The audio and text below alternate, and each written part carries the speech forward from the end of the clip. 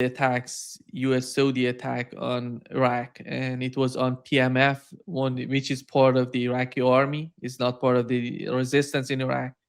And just moments ago, we had the Iraqi National Security Council condemning what has happened, and they said they're trying to do their best to avoid these sort of difficulties between Iraq and neighboring countries. And they said Donald Trump today said that they coordinated this attack with the Prime Minister of Iraq, which was in this statement. It was rejected somehow because it said the council said the strikes occurred while they said that the attacks, they were trying to talk with the Americans in order to find the problem, to not just only with Americans, with Saudis as well, just to understand the problem there, because it was, Saudi said it was a drone attack on their soil, on their facilities, oil facilities.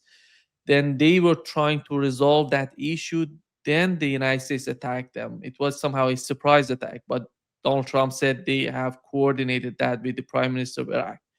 How do you see the situation in Iraq and the difficulties or the problem that Saudi Arabia is making for itself? They had a war with Yemen. Right now, they have opened a new front and somehow believing that the United States is going to be there to do these attacks. But after all, they have to have some sort of strategy. Do you see any sort of understanding what is your take on what's going on in Iraq, for example, which is so important right now? The funeral is going on, by the way. The funeral of those people who were killed, assassinated in these attacks, is going on in Iraq as we talk. I mean, this is just prime example of the dysfunction that exists when it comes to U.S. policy in the Persian Gulf region and in the Middle East altogether.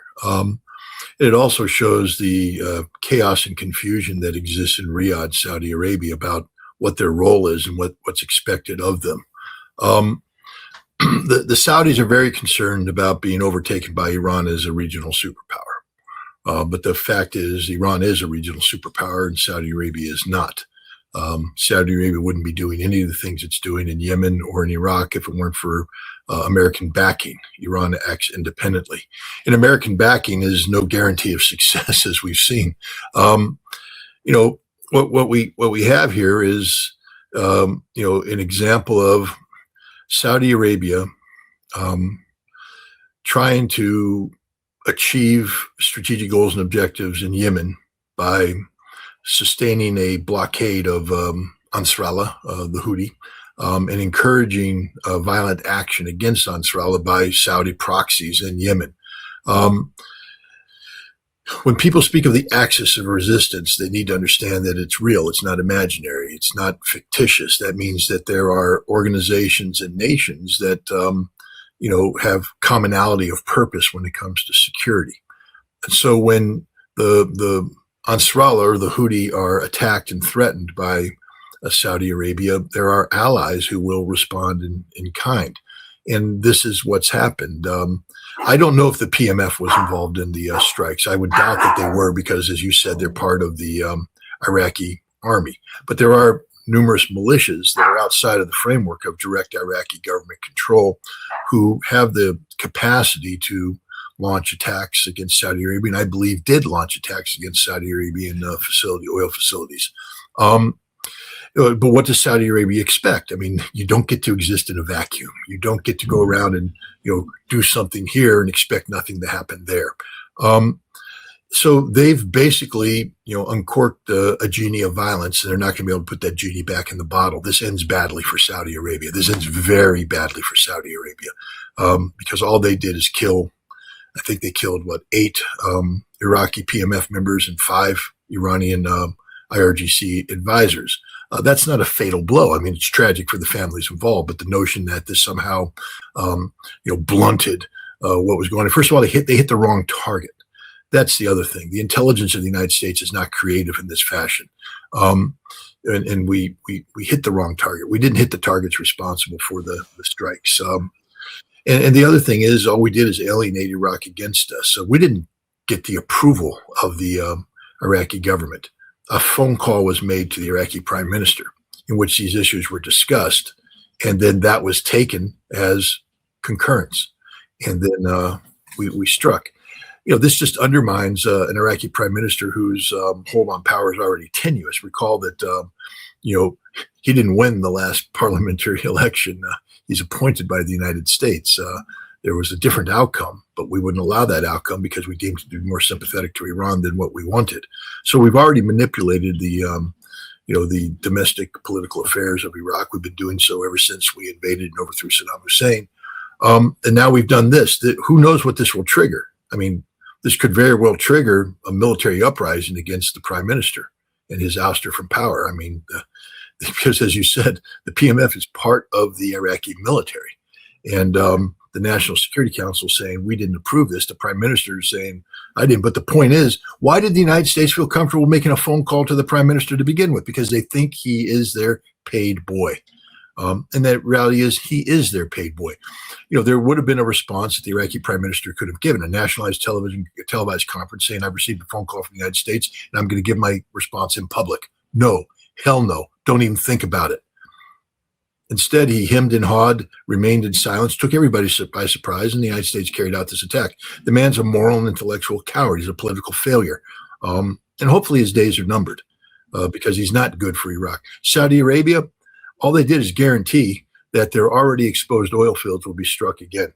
And another thing that people have to keep in mind is Iran's not out of the picture. There is no ceasefire. Let's stop pretending. If there was a ceasefire, then Iran wouldn't have launched missiles against Jordan. Iran will do what Iran needs to do. The IRGC has already said there is no ceasefire, and as needed, we will do what is required. And now that Saudi Arabia has attacked, a neighboring nation, Iraq, Iran may very well come to their assistance. If the non-aligned pro-Iranian militias now engage directly Saudi Arabia in open conflict, Iran could very well side with them. And then Saudi Arabia disappears as a modern nation state. The perfumed, fat, obese princes that currently occupy the senior positions of the Saudi leadership will, find themselves with no oil-based income. And maybe then the Bedouins will grow a pair of testicles and rise up and behead them. Something. But, the Saudi leadership is not good for Saudi Arabia. They care only about themselves. People need to, delve into the lifestyle of these people. Go to Bahrain, for instance, and it's tough right now because it's getting shelled. But back before it was shelled, just take a look at what's happening in Bahrain. What was the nightlife like? Who's driving the nightlife? It's all the pious Saudis and their royalty running there. The royalty flies to London. Go on that airplane. Watch how when they cross the Saudi national boundaries, they strip out of their airplane, out of their clothes, start dressing in the most wild Western clothes. They land in London, and the debauchery that takes place in London is beyond belief. What the men do there is recorded by British intelligence, and what the women do is recorded by British intelligence, and they're all co-opted, and they go back, and now they have files that they can never talk about because what they do is unspeakable. And they go back and they put their clothes on, they pretend they're pious. When you get off the causeway connecting Bahrain to Saudi Arabia, you'll see mosque after mosque after mosque after mosque. Why? Because the sinful Saudis, as they come through, believe that by building a mosque or funding a mosque, they've somehow absolved themselves of the sin until the next time they go to Bahrain. This is who is governing Saudi Arabia today. They only care about their narcissistic well-being. They don't care about the Saudi people. They don't care about the region. And their narcissism can only be funded by the continued production of oil. And so this is all about how they keep the oil flowing, and they've bought into the false premise that the United States is a guarantor of continued Saudi oil production capacity. It's not. I'm not here to encourage global economic catastrophe, but right now Saudi Arabia could be literally wiped from the planet. All Nasrallah has to do is press forward its attacks and destroy the totality of Saudi Arabia's oil production infrastructure. All the Iranian militias have to do in the pro-Iranian militias in Iraq is press forward the attack and destroy the totality of Saudi Arabia's oil production capacity within range. And then Iran just comes and cleanups the mess. The eastern Saudi oil fields exist in an area where there's a prominent or dominant Shia population. Maybe it's time for the Shia to rise up, march on Riyadh, take care of the business. I mean, this Saudi regime has to go. It has to go. It's bad for Saudi Arabia. It's bad for the regime. And by participating in this blatant attack against Iraq, they set themselves up for failure. Do you think, Scott, when it comes to the response from Iraq, I assume that Yemen would do something about it, because if we assume that these drones came from Iraq, how do you see the combination of the two, drones from Iraq and missiles from Yemen? And what do we know about the air defense systems in Saudi Arabia? What do we know about the air defense systems in Saudi Arabia? Yeah. I don't know. Aren't there a couple Saudi oil fields that are burning?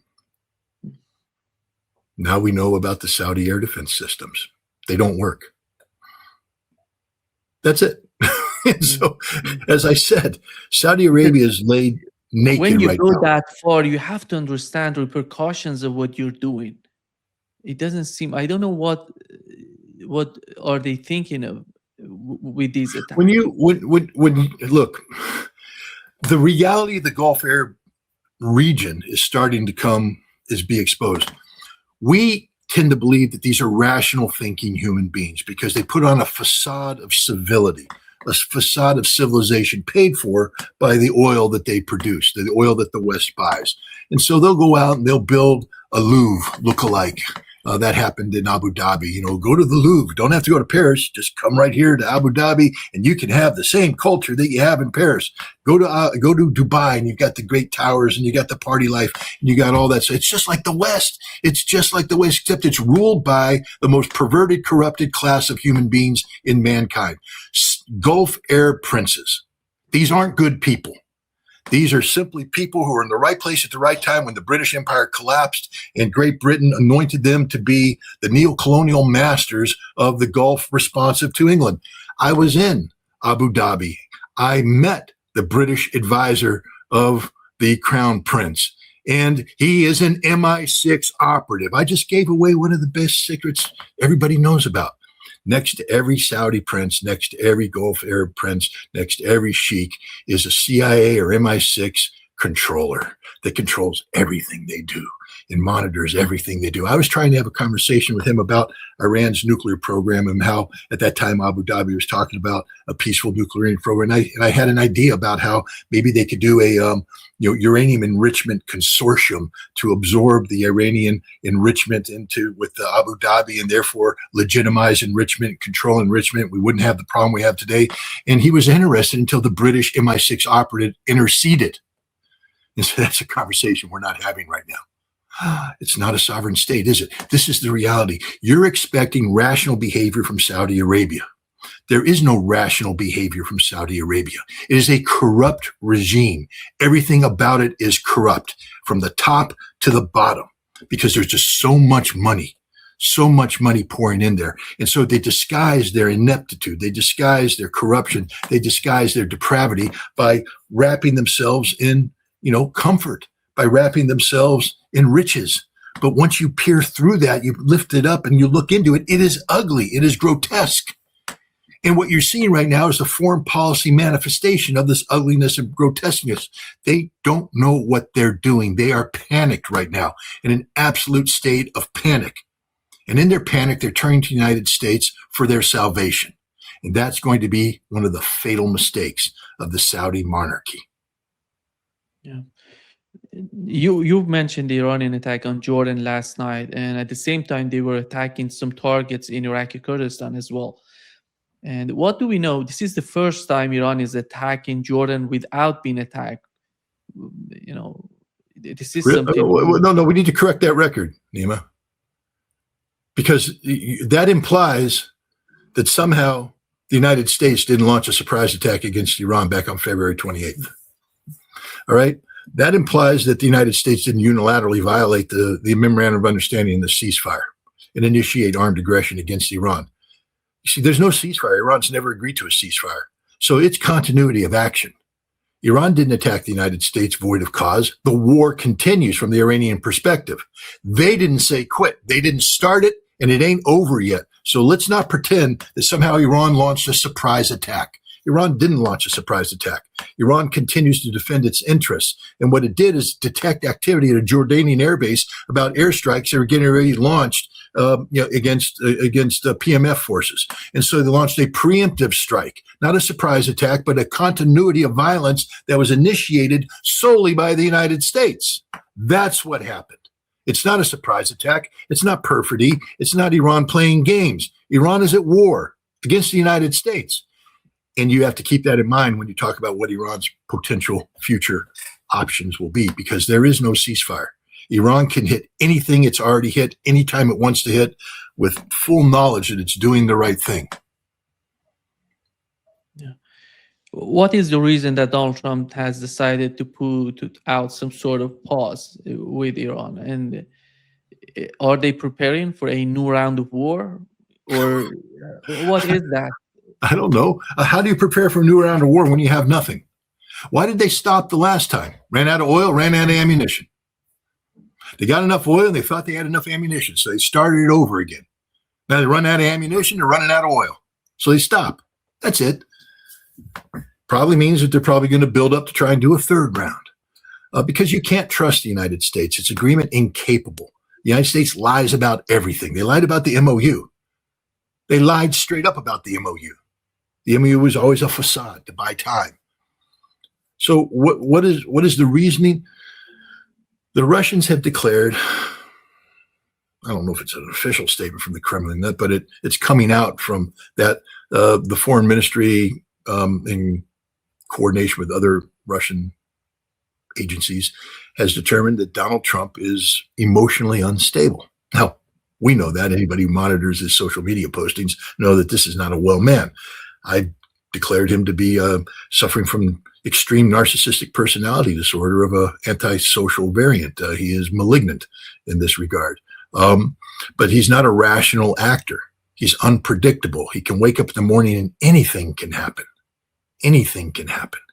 Like, for instance, if you're Saudi Arabia and you've engaged in a 6 to 8 month long negotiation about the potential of American assistance in uranium enrichment, and you have an agreed upon framework ready to be signed, only to have Donald Trump wake up next morning, go to the bathroom and have gas problems or something and decide, no, we will not agree to this unless Saudi Arabia concurs with the Abrams Accords, something Saudi Arabia said they'll never do until the issue in Palestine has been resolved.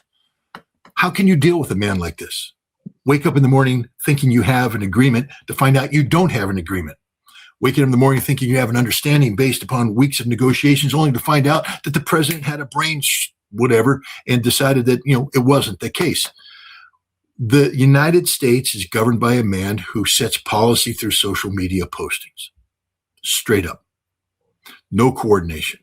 I'd hate to be the Secretary of State. I'd hate to be the Secretary of Defense. I'd hate to be anybody in his cabinet because you have no idea what's going to happen in the morning. You think you have a policy that's being implemented and the president decides that he's going to put something else out there without coordinating. This is what we're dealing with. This man is unstable, emotionally unstable.